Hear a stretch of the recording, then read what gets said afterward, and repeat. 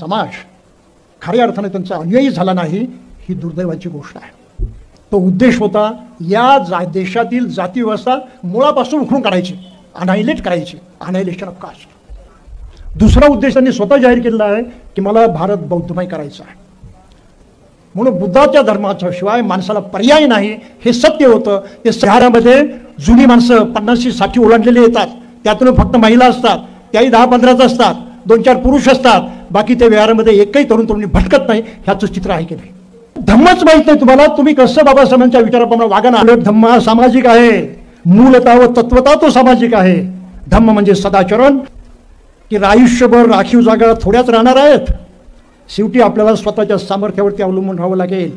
शेवटी आपल्याला आपल्याच पायावरती उभे राहिले पाहिजे. राखीव जागांचा पांगुळ गाड्याच्या आधाराने आपण विशेष प्रगती करू शकणार नाही.